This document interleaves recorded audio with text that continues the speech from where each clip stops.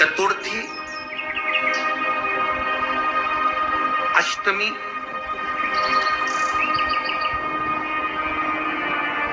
दशमी,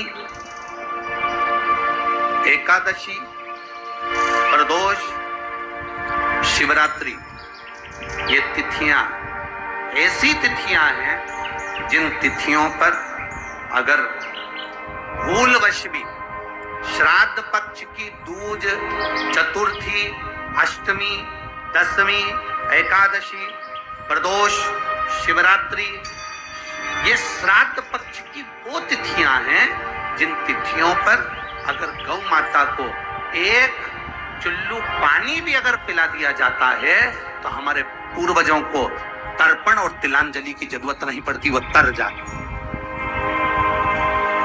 श्राद्ध पक्ष की ये तिथियां आप भी बोलिए कौन कौन सी?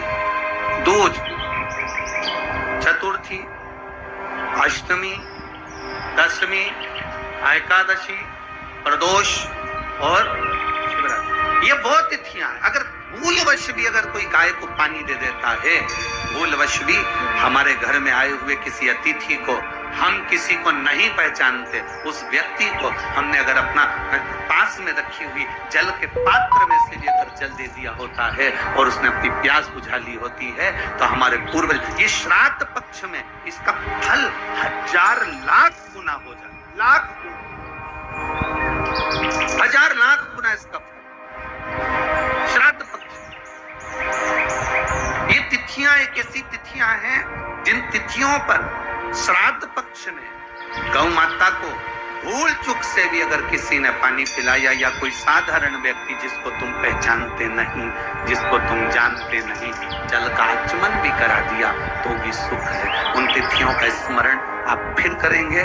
दूज बोलते जाओ, चतुर्थी, अष्टमी, दशमी, एकादशी, प्रदोष, शिवरात्रि, ये श्राद्ध पक्ष की वो तिथियां हैं जिसमें सुख का अनुभव। महाशनि का काम क्या है? महाशनि करता क्या है? ये महाशनि जो असुर है इसका काम क्या था? बस केवल ये भाग ग्रहण कर लेता था और पितृ को रुष्ट होना पड़ता। रुष्ट होते तो क्लेश। घर में, जिस घर के अंदर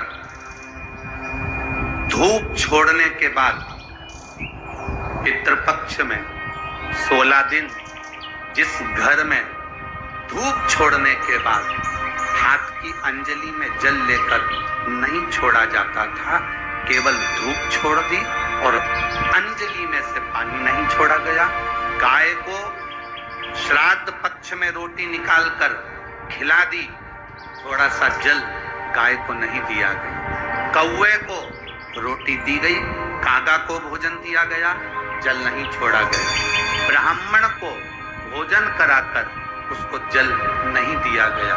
तो इस श्राद्ध पक्ष में पितरों को जो भाग मिलता था, देवताओं को जो भाग मिलता था, पितृ पक्ष में पितरों को जो भाग मिलता था, जिसमें जल नहीं छोड़ा जाता था, उस भाग के, उस घर की 71 पीढ़ी का पितरों का हिस्सा ये महाशनि अपने खाते में ले लेता था, उसको अपने पक्ष में रख लेता था। तो पितृ उससे तरसते थे, उस भोजन के लिए तरसते थे। अब जरा विचार करिएगा। वैसे तो आप लोग सब समझदार हैं, वैसे तो आप लोग सब अगर धूप छोड़ते होंगे तो जल जरूर छोड़ते होंगे। बोलो सही है, देते हो ना जल? अगर अग्नि में तुमने थोड़ा सा भाग दिया है तो वहां पानी का छोड़ना जरूरी है, जल का छोड़ना जरूरी। जल नहीं छोड़ा तो वो भाग महाशनि के खाते में चले जाते, जल नहीं छोड़ा तो वो भाग महाशनि के पास पहुंच जाता है, महाशनि के खाते। महाशनि का कर्म क्या है? अगर वो धूप छोड़ने के बाद पानी नहीं डलता है, जल नहीं दिया जाता है, पितरों को जल नहीं प्रदान किया जाता है, तो वो भाग जो महाशनि लेता है उसका स्थान हमारे घरों में भी बनता चले जाता है। उससे होता क्या है? तो कहा गुरुजी, देव पितर शिव महापुराण की कथा कहती है, घर में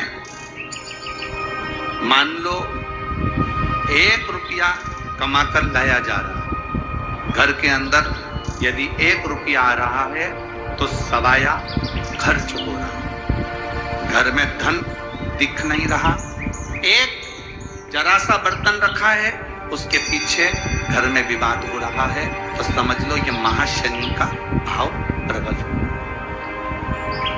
घर में बच्चे, एक बेटा बीमार हुआ, एक बच्चा बीमार हुआ ठीक हुआ, दूसरा बच्चा बीमार हुआ ठीक हुआ, तीसरा बच्चा बीमार हुआ ठीक हुआ, छोटे बीमार होते होते बड़े बीमार होने लगे, एक बीमार पड़ रहा है एक ठीक हो रहा है, समझ लो महाशनि का प्रभाव है। मतलब तुम्हारे घर में अगर 4 बेटे हैं 3 बेटे हैं, उन्होंने धूप तो छोड़ दी, पर किसी ना किसी ने जल देने से उसको जल प्रदान नहीं करा। गाय को रोटी तो श्राद्ध पक्ष में दे दी, पर जल नहीं दिया गया।